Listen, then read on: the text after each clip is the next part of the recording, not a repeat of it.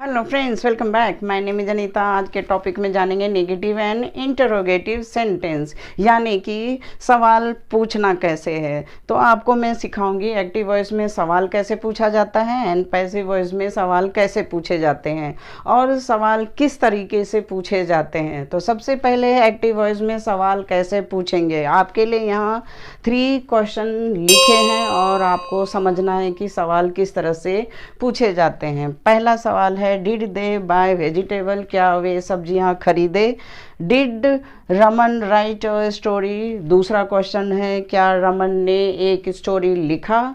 तीसरा क्वेश्चन है, did he not teach English and Hindi, उसने क्या इंग्लिश और हिंदी नहीं पढ़ाया। यहाँ नेगेटिव इंटरोगेटिव दोनों हैं और नॉट का प्रयोग हम कहाँ यूज़ करेंगे यह सीखेंगे, और हेल्पिंग वर्ब के साथ क्वेश्चन पूछा जाता है यह जानकारी आपको बिल्कुल 100% मालूम है। तो एक्टिव वॉइस में क्वेश्चन पूछने के लिए डू का पास्ट टेंस डिड, यानी कि पास्ट टेंस में क्वेश्चन पूछा गया है यहाँ पर, और उसके जस्ट बाद दे रमन ही सब्जेक्ट होते हैं। Then verb by right teach verb है, देन ऑब्जेक्ट वेजिटेबल्स और स्टोरी इंग्लिश एंड हिंदी, ये ऑब्जेक्ट हैं। ऑब्जेक्ट को भी पहचान लिया, सब्जेक्ट को भी, लेकिन यहाँ पैसिव वॉइस में सवाल पूछना है तो सबसे पहले डिड के बदले कौन सा हेल्पिंग वर्ब यूज़ करना है, इसे फोकस करना है। बाकी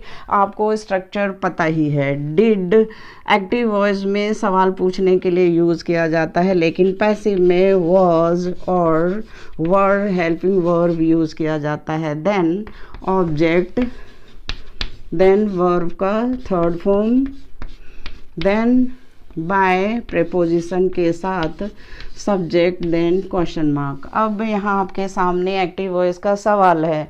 पैसिव वॉइस में सवाल पूछने के लिए ये फोकस करना है, ये समझना है, वेजिटेबल्स ये प्लूरल ऑब्जेक्ट हैं, इसलिए यहाँ वर्ड यूज़ किया जाएगा। वॉज का प्लूरल फॉर्म वर्ड होता है और जिसका अर्थ होता है क्या। वेजिटेबल्स, बाय का बॉट,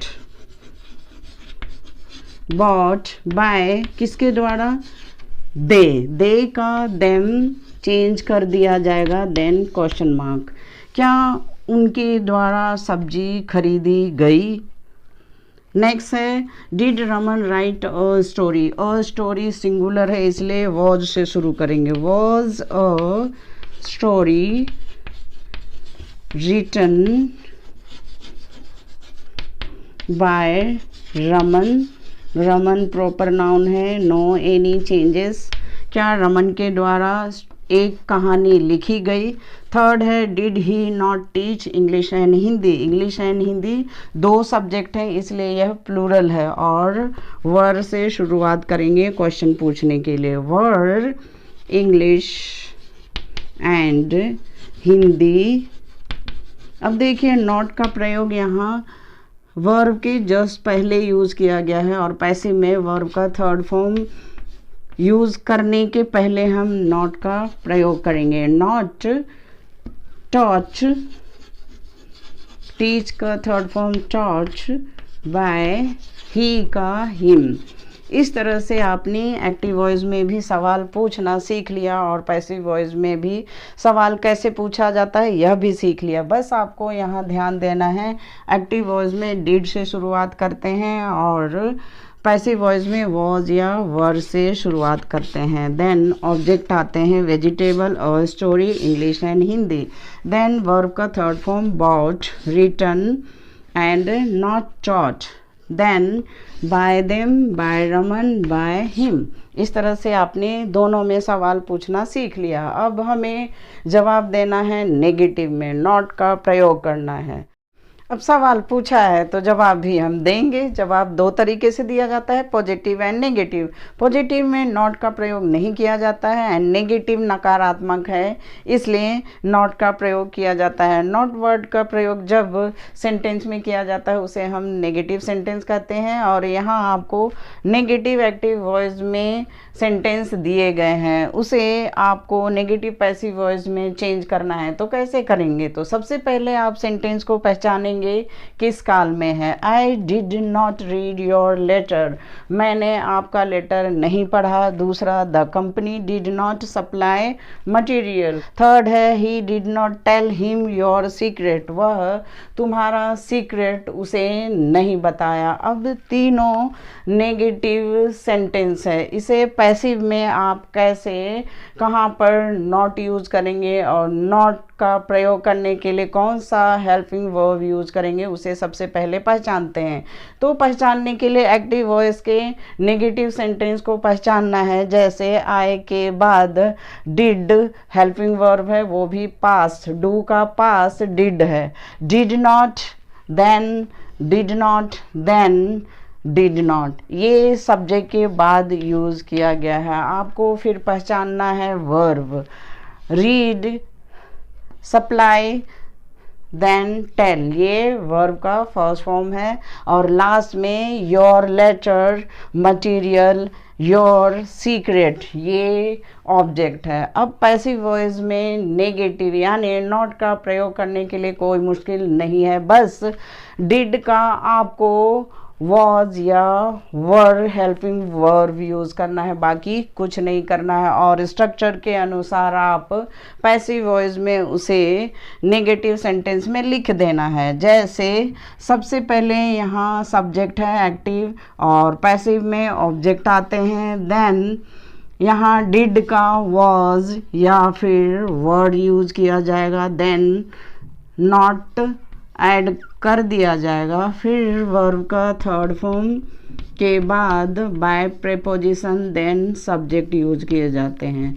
अब यहाँ आपको स्ट्रक्चर आपके सामने है तो नॉट का प्रयोग करना भी आ जाएगा, क्योंकि ऑब्जेक्ट के जस्ट बाद हेल्पिंग वर्ब के साथ नॉट का प्रयोग करना है। जैसे यहाँ देख सकते हैं योर लेटर, योर लेटर ये ऑब्जेक्ट है, तो सबसे पहले शुरुआत करेंगे योर लेटर, लेटर सिंगुलर है इसलिए वॉज नॉट, रीड का थर्ड फॉर्म रेड, बाय आई, बाय मी, आई का मी चेंज हो जाता है। इस तरह से मेरे द्वारा आपका लेटर नहीं पढ़ा गया। नेक्स्ट है the company did not supply material, material object है और ये प्लूरल ऑब्जेक्ट है इसलिए were, materials were not supplied by company, company के द्वारा मटेरियल नहीं सप्लाई किया गया। थर्ड है he did not tell him your secret, your secret ये ऑब्जेक्ट के रूप में लिखा जाएगा, वॉज नॉट, टेल का टोल्ड, बाय। अब यहाँ देखिए यहाँ दिया गया है हिम, उसे तुम्हारा सीक्रेट को वह नहीं बताया है। तो हिम अदर वर्ड में आते हैं और अदर वर्ड होते हैं वह बाय सब्जेक्ट के पहले यूज़ किया जाता है। जैसे टू लगा के हम हिम, उसे नहीं बताया गया, किसके द्वारा, बाय ही का हिम।